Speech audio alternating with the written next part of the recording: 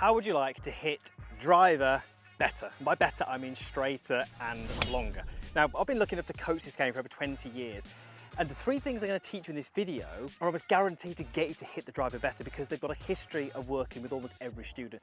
So the first fault is right from the get-go. It's something I see golfers unfortunately do wrong as soon as they take the club away. You can see I've got an alignment stick in the ground. We'll come to why that's there in a moment. All too often, and I think this comes down to potentially golfers not all that confident with the driver. A history of not hitting good shots, not standing there oozing confidence. They get a little bit nervous. And what we often see is that they'll kind of snatch the club away with the hands and the arms. And what that does, two things. It gets the hands quite narrow, so the hands get closer to the body, and it doesn't engage the body. So why have I got this alignment stick here? Well, what I really want to try and do here is give you a way that you can feel what the best players in the world do. So I've literally just stuck this alignment stick into the ground. You can see it's on a bit of an angle and it's pretty much straight back towards the camera, viewing it from there. And all I'm going to do is I'm going to take my rough golf posture and I'm just going to kind of hold the alignment stick. Simple as that. It's in the ground. It's obviously stuck in the ground.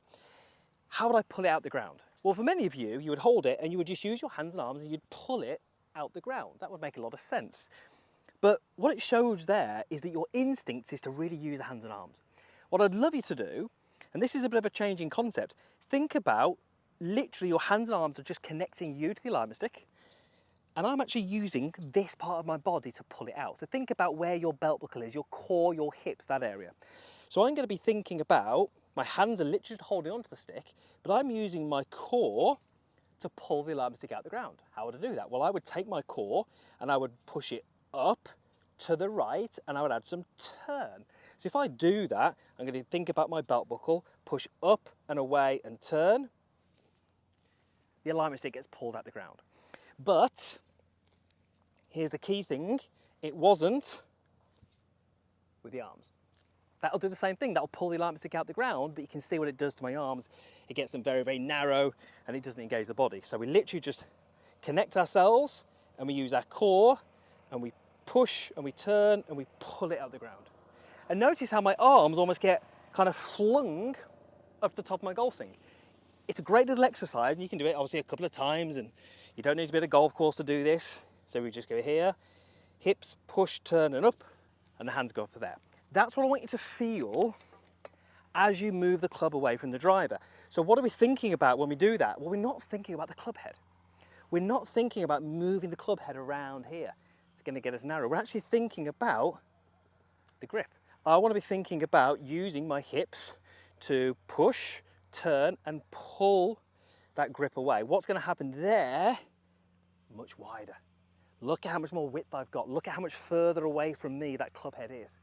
That's a great way to start your golf swing because you've got width, you've got engagement of the body, and even though you probably can't measure it, I'd almost guarantee you've got pressure shifting to the trail side.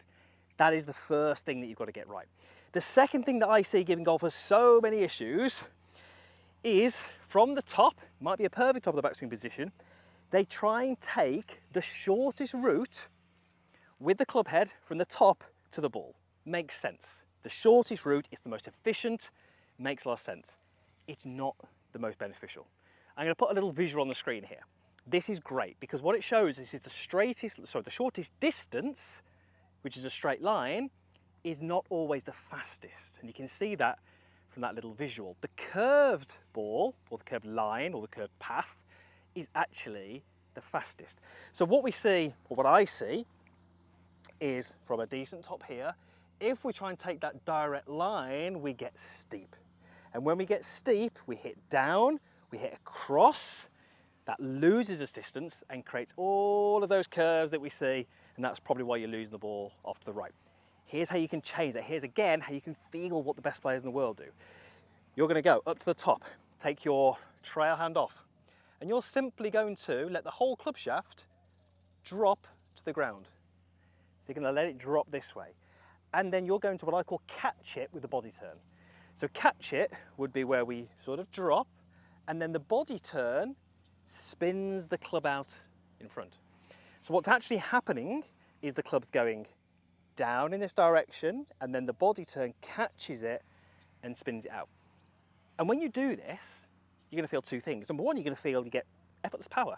That club is going to feel like it swings through the impact zone really fast, and it feels effortless. And it feels like you're doing it through the handle. So let me show you what that looks like. We go up to the top, we drop it, catch it. Okay, do that again. We go up to the top, drop it, catch it. It's amazing how when we let that drop and then we catch it, we start to pull with the body, which moves the handle and it kicks the club head out. Try it. I'd love you to do that. It doesn't have to be a driver, but grab a club and try it. Then try this. Whoa, that feels very, very difficult. So that's me from the top trying to move the club directly towards the golf ball. It doesn't feel as fast. It feels awkward. It feels like I'm using a lot more energy and I'm not actually achieving a lot more speed down at the bottom. Final thing, and this is a biggie. And it comes right back to what we said at the start about golfers not necessarily having the most confidence on the golf course.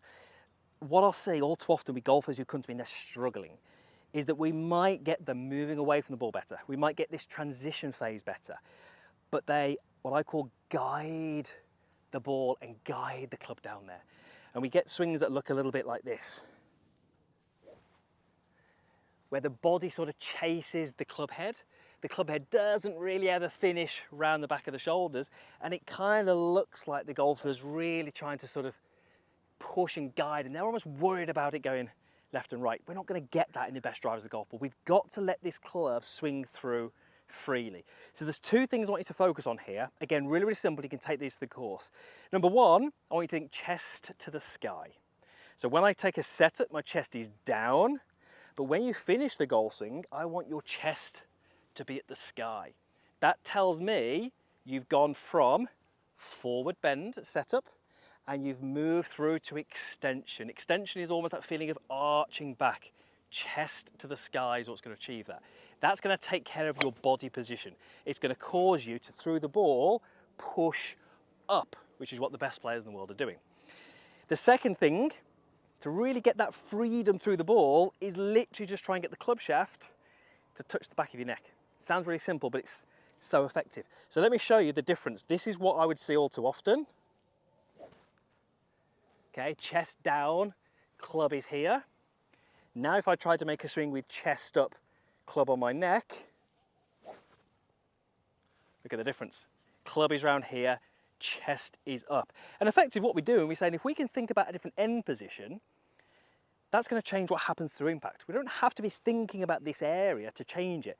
If we can get ourselves sort of focused on where we want to be at the end and working towards that position, you're going to be so much more committed to the impact area. And if you're committed, there's a greater chance of that club swinging through freely, finding the centre, squaring the club face.